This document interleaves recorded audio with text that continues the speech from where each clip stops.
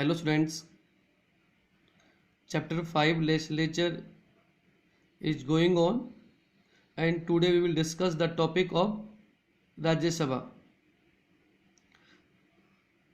There are two houses in our parliament, Lok Sabha and Rajya Sabha. First of all, we will discuss about Rajya Sabha because it is the upper house. Rajya Sabha is also known as the Council of States. There are two houses in our Indian parliament. Each of the two houses of the parliament has different basis of representation. Now here we are talking about Rajya Sabha. The Rajya Sabha represent the states of India.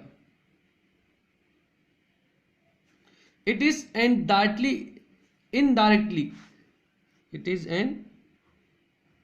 indirectly elected body. Common people do not vote directly for the member of Rajya Sabha. The residents of the state elect the member of state legislative assembly or the members of Vidhan Sabha. The residents who are living in any states, they vote for the MLA. MLA full form is member of legislative assembly. Then these MLAs in turn elect the members of Rajya Sabha. So common people, the citizen of the country, of the state, elect the MLAs, then MLAs elect the member of Rajya Sabha. So it is indirectly elected body.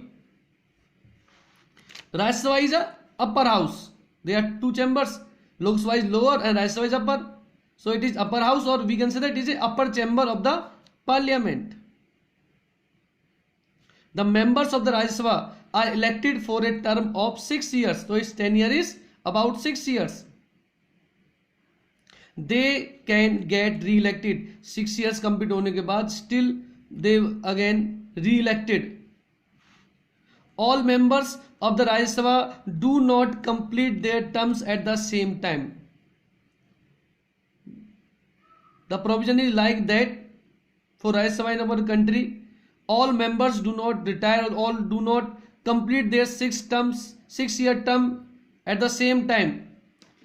Every 2 years, after every 2 years, only 1/3 members of the Rajya Sabha complete their terms.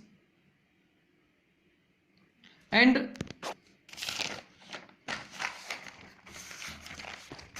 elections are held only for those 1/3 seats.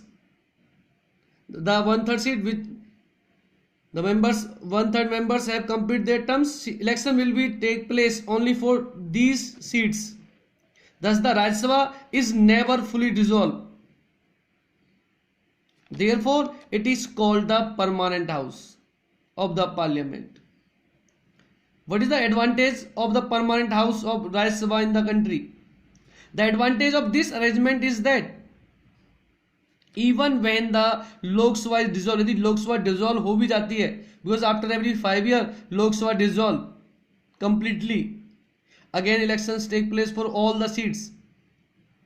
So when the Lok Sabha is dissolved, elections are yet to take place. Election होना बाकी है, लोक सभा dissolve हो चुकी है.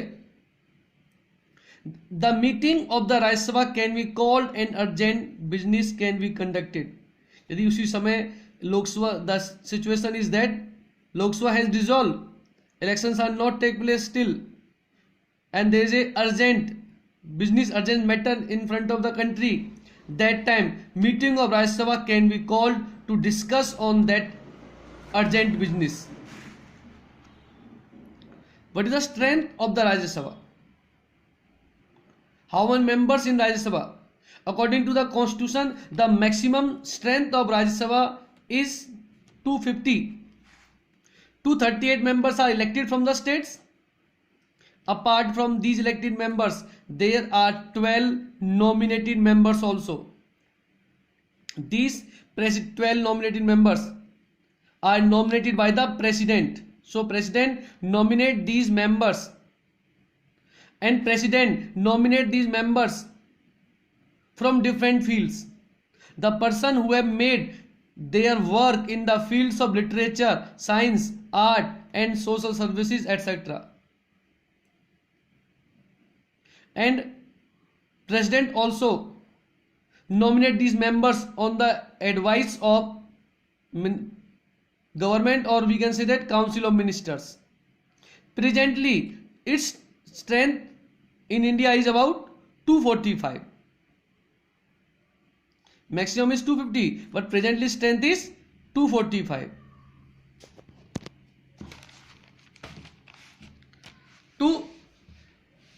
So we have seen that there are 238 members are elected and some 12 members are nominated.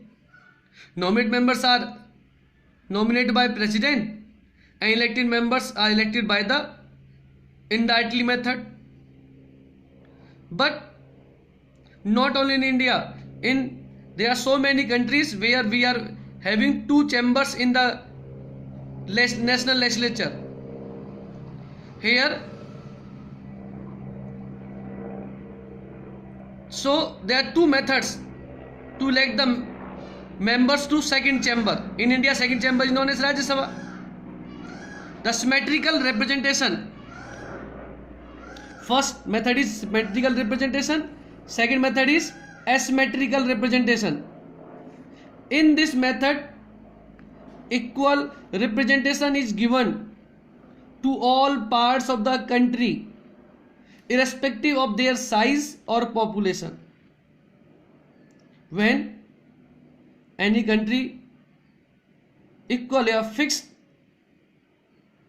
seats are given to all the states, irrespective of their size or population, we call this symmetrical representation. For example, in USA, every state has equal representation in the Senate. The second chamber, the upper house in USA is known as Senate. In Senate, equal representations given to all the states. This ensures equality of all the states, but this also means that a small state would have the same representation as the larger states. कोई state छोटा हो सकता है, कोई state बड़ा हो सकता है, but in this representation, symmetrical representation के अंदर चाहे वो बड़ा स्टेट है, छोटा स्टेट्स है, सभी को इक्वल सीट मिलती है for the second chamber. Second is asymmetrical representation. This second method means that regions or parts having larger population would have more representation. दो स्टेट ज़्यादा बड़ा है, इसकी पॉपुलेशन ज़्यादा है, उस स्टेट्स को ज़्यादा सीट्स मिलती हैं, and the state which is smaller and having the smaller population having less representation. दो स्टेट ज़्यादा पॉपुलेशन को ज़्यादा सीट मिलती है, इसकी पॉपुलेशन कम है उसे कम सीट मिलती है. So I am again repeating, this second method means that regions or parts having larger population would have more representation in the second chamber than region having less population. For example, in India we follow this representation for the Rajya Sabha. So we have adopted this system for Rajya Sabha in India. The number of members to be elected from each state has been fixed by the fourth schedule of the Constitution. In the fourth schedule of the Constitution we have mentioned the seats, and the seats are fixed for each state according to their population. What are the benefits of this system? UP with a population of 1718.29 lakh and Sikkim population is about 5.71 lakh.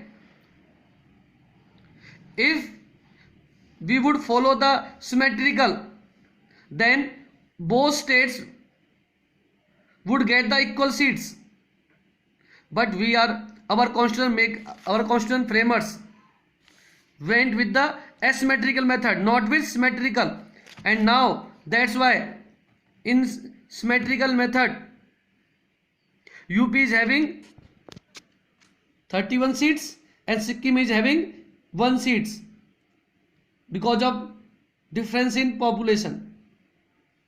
That's all for today, students.